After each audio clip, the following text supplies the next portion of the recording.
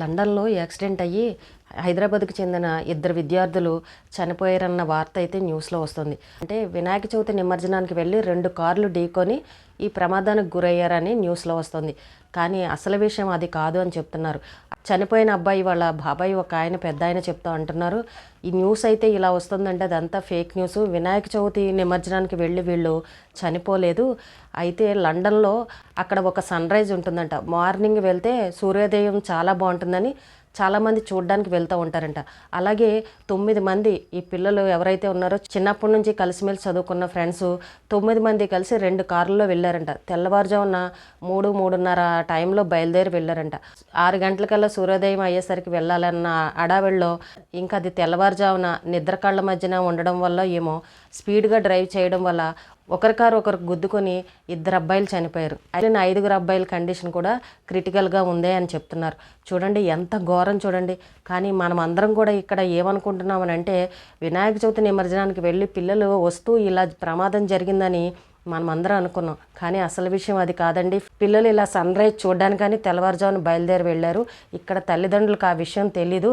విదేశాలలో ఉన్న పిల్లలు జాగ్రత్తగా ఉండాలి. మనం చదువుకోవడానికి వెళ్ళినప్పుడు చదువు మీదే దృష్టి పెట్టుకుని మన పని ఏంటో మనం చూసుకోవాలి. కానీ అక్కడ ఏదో సన్ రైజ్ బాగుందని, ఇక్కడ ఏవో కొండలు బాగున్నాయని, ఇక్కడ వాటర్ ఫాల్స్ ఉన్నాయని చెప్పేసి ఇలాంటి ప్లేసులకు వెళ్ళి ప్రాణాలు కోల్పోయే వాళ్ళని మనం ఇప్పటివరకు చాలామందిని చూసాం. ఇక్కడ ఉన్న తల్లిదండ్రులకి పిల్లలు ఏం చేస్తున్నారో తెలీదు.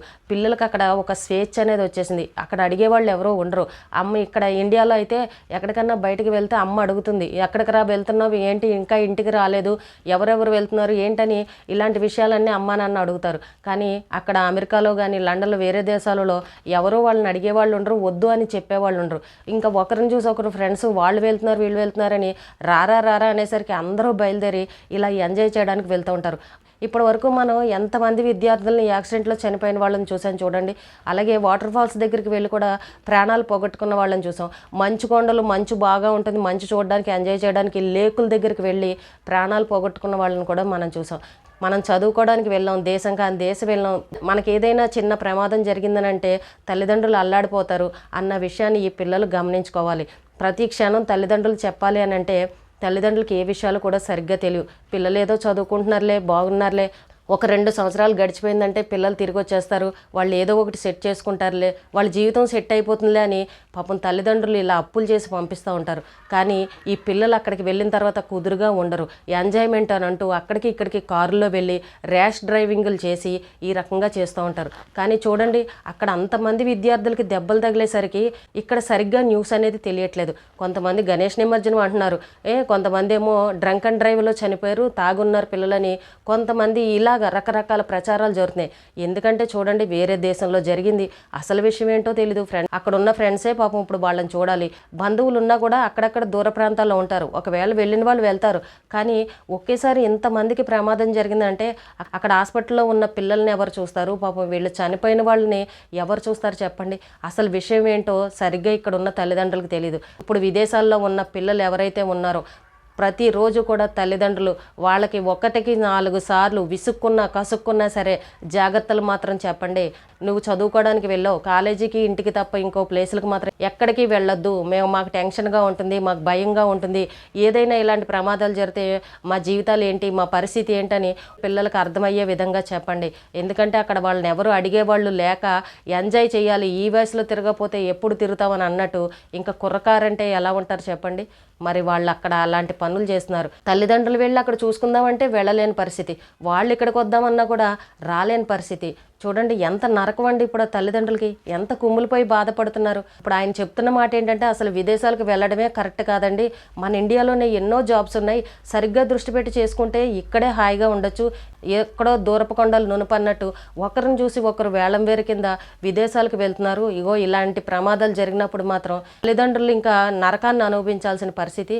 చూడండి ఎంతోమంది ఇలాంటి పిల్లలు ప్రాణాలు పోగొట్టుకున్నారు. ఎవరు కూడా విదేశాలకు వెళ్ళొద్దండి, మన ఇండియాలోనే ఏదో ఒక జాబ్ చేసుకుని హాయిగా బతకచ్చు.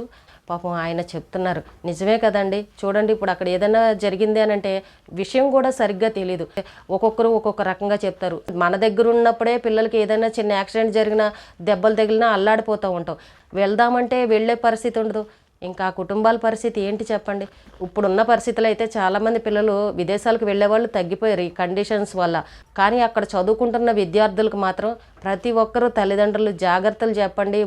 కాలేజీ ఇల్లు ఈ రెండే చూసుకోనన్నా, ఫ్రెండ్స్ రమ్మన్నారని వెళ్ళొద్దు, నువ్వేమన్నా ఎంజాయ్మెంట్ చేయాలంటే ఇండియాకి వచ్చిన తర్వాత చేద్దు, కానీ మాకు క్షణం భయం భయంగా ఉంటుంది అని ఇలా వివరంగా అర్థమయ్యేలాగా పిల్లలకి చెప్తూ ఉండండి. అలాగే స్టూడెంట్స్ కూడా కొంచెం అర్థం చేసుకోవాలి. అమ్మా నాన్న టెన్షన్ పడతారు, బెంగ పడతారు, మనం విదేశాలకు వచ్చాము, చక్కగా చాలా జాగ్రత్తగా ఉండి మన చదువును పూర్తి చేసుకుని మళ్ళీ క్షేమంగా ఇంటికి తిరిగి వెళ్ళాలి అన్న ఆలోచన కూడా పిల్లలు తెలుసుకోవాలి. ప్రాణం ఎంత విలువైంది చెప్పండి.